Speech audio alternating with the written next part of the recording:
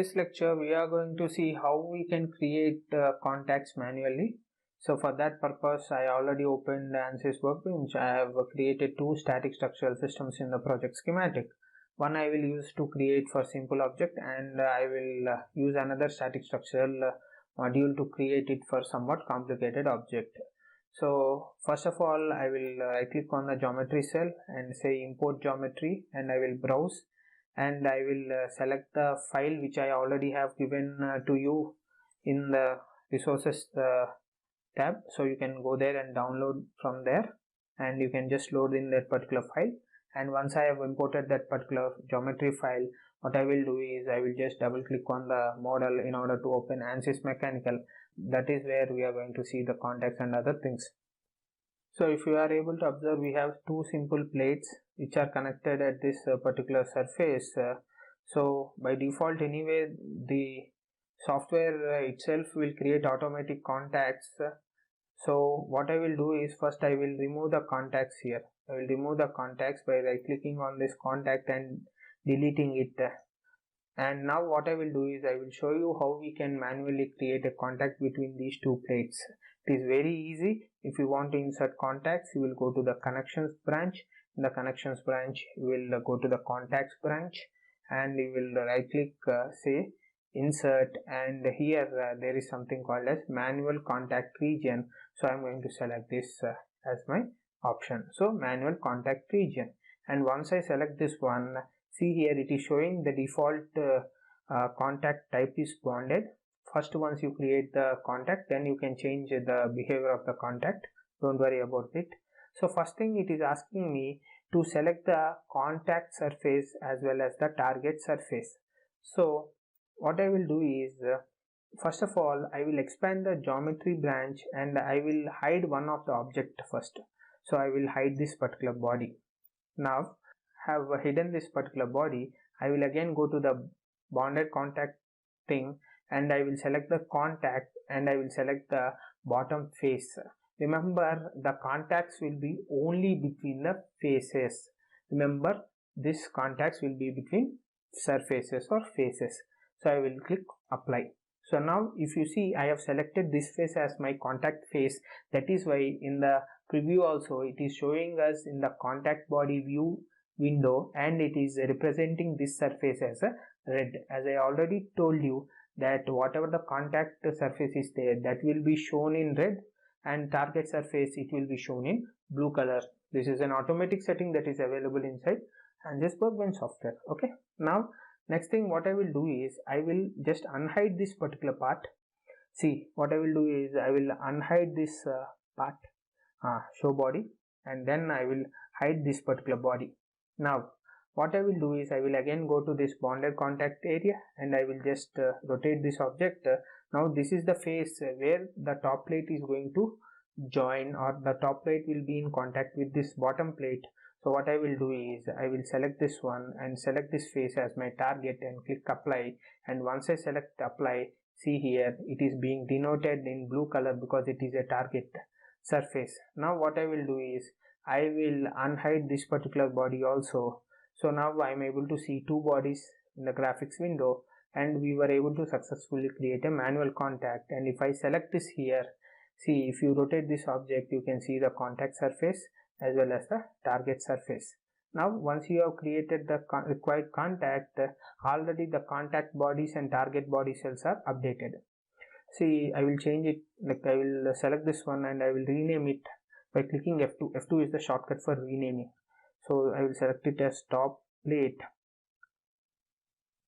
and I will rename it as a bottom plate. Okay, if you go to the contacts, you will be able to more clearly understand where is the contact surface and what body the target surface is.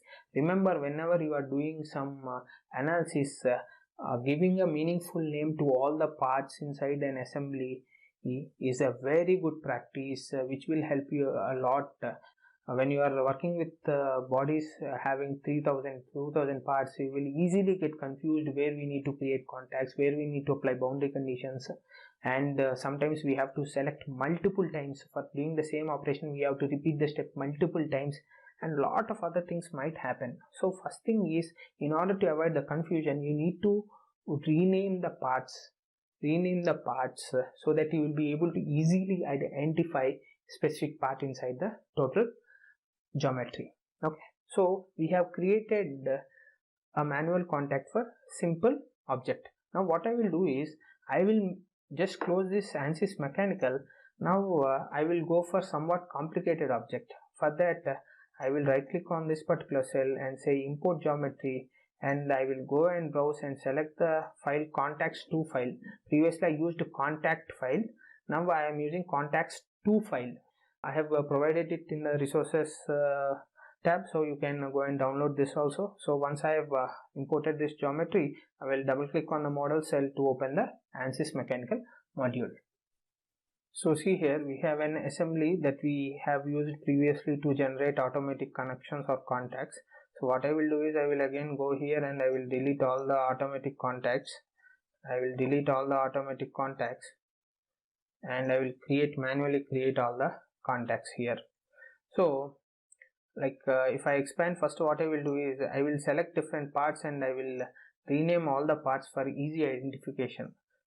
Generally, whenever the designer is going to give you, he will give it with all meaningful names and other things, so you need not worry, but sometimes it might not be the case. So better for our understanding and for ease of access, we will rename it as according to our own choice. So I will rename all, and I will tell pin, and I will rename pin 1, pin 2, pin 3 and pin 4. This is the top LED, this one, rename LED panel, and this is the bottom board. I will rename it also. So instead of searching for this, you can click on F2, which is the shortcut. So board, BOARD, circuit board or something board. Okay, now see, I will check what are all the possible contacts. See here, this, if you are able to observe, these pins are in contact with this board. So how many contacts are possible? One pin, one board. So one contact, second pin and this board, another contact, third pin and this board, contact 3, and fourth pin and this contact, which is the fourth contact. So here we were able to finalize 4 contacts here, right? Likewise, and see, this total LED assembly, LED panel is joining with this particular board. So how many contacts here? There is 1 contact possible. So total how many number of contacts are possible here? 5 number of contacts. Now first thing I will do is, I will go to the contacts branch. I will say insert manual contact region, and once I select this one, first of all what I will do is, I will hide this particular board, and I will rotate this one, and now I will go to the manual selection, and in the contact I will select this bottom surface and click apply. Fine. Then what I will do again, I will just unhide this body, and then what I will do, I will click here and say select hide all other bodies. Now I will be selecting this as the target contact. So I will click on this bonded contact, and target surface, I will select the top surface of this particular board, and I will click apply. And once I am done with creating the contact, I can go here. If I want, I can change the definition type, and this formulation and other things, you need to know a lot of theory regarding that. So better you can directly use with all the default settings only you can use, so don't worry about that. So here, if you see, we have created a bonded contact between the LED panel and the board, and as usual, if I select this one, you will get a preview of that. Why it is not showing the contact body? Because we have hidden it. So right click and say show all bodies. Now you will be able to see the 2 bodies preview also. So okay, fine, this is fine. Then the next thing is, see, I will go to the insert and create a manual contact region. Now I have to create a contact region between this pin and this surface. If I had to do it in a conventional way, what I have to do, I have to select this surface pin and hide all the bodies, and I have to select this face, and manual selection I have to do repeat the process for 4 times, right?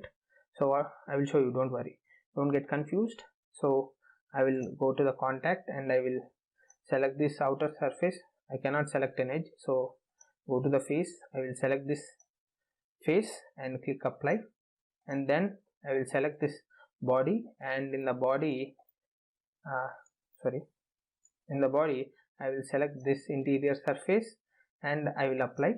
So now I was able to create a contact, and once I was able to create a contact, it is showing bonded contact pin 4 to board. Now what I have to do in order to create a contact for all the rest of the three bodies, I have to repeat the same procedure for 4 times. So instead of doing that, I have a trick up my sleeve. I will show you that. First of all, I will delete this one. So I will delete this contact which I have created.